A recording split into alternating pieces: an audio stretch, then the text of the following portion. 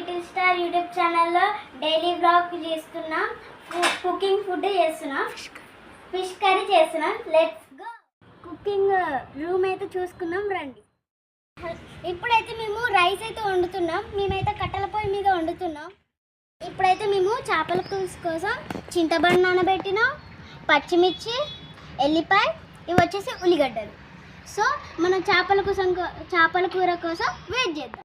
అయితే 5 minutes అవుతుంది, ఇంకా అయితే ఇది మసలలేదు. ఇప్పుడైతే మూత తీసి కలబెట్టుకుందాం మనం.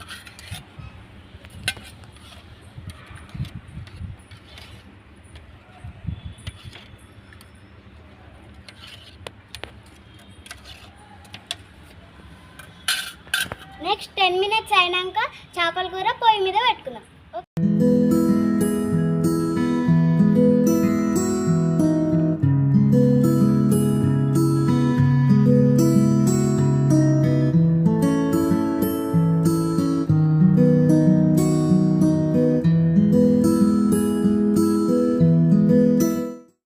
అన్నం అయితే మనం ఇంతసేపు ఆగినాక ఉడికింది. ఇప్పుడైతే కలబెట్టుకుంటాను. లాస్ట్ టైం అయితే కలబెట్టుకుంటాను. ఇప్పుడు మనం నెక్స్ట్ చేపల కూర కోసం వెయిట్ చేద్దాం. అన్నం అయితే మనం ఇంతసేపు ఆగినాక ఉడికింది. ఇప్పుడైతే కలబెట్టుకుంటాను. లాస్ట్ టైం అయితే కలబెట్టుకుంటాను. ఇప్పుడు మనం నెక్స్ట్ చేపల కూర కోసం వెయిట్ చేద్దాం. మంచిగా ఉడికింది. ఇప్పుడైతే దింపుకుంటాను. 5 minutes later. అన్నం దింపుకొని చేపల గిన్నె అయితే పెట్టుకున్నాం. దీంట్లో అయితే ఆయిల్ పోసిన. ఇప్పుడైతే ఇవి పదార్థాలు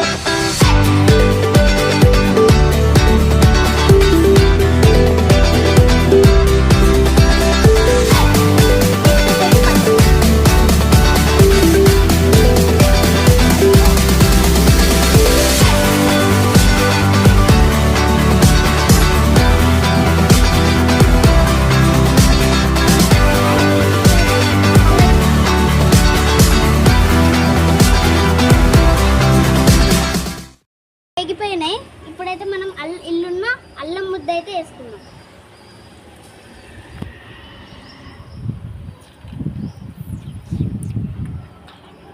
కలబెట్టుకున్నాం.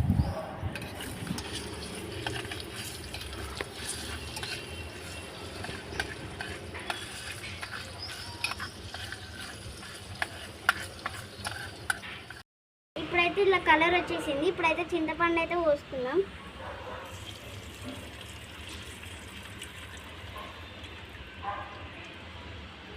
ఇప్పుడైతే కలుపుకుందాం.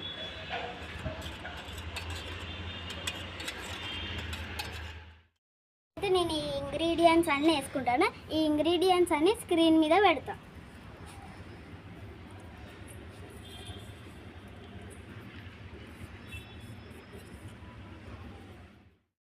ఇది మసిలిపోయింది.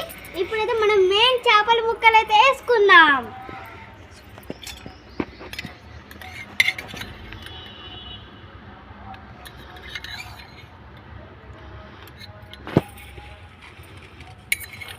ఇది కలబెట్టుకుందాం.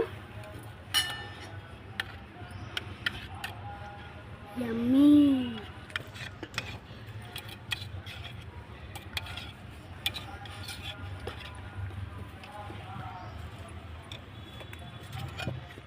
వచ్చేసి మన చేపల కూర అయితే మసిలింది. చూడండి ఎంత మంచిగా అయ్యిందో.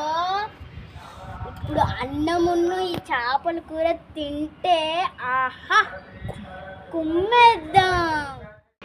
ఇప్పుడైతే మనం చేపల కూరను వైట్ రైస్ సర్వ్ చేసుకుని తినేద్దాం. టేస్ట్ మాత్రం అబ్బా సూపర్.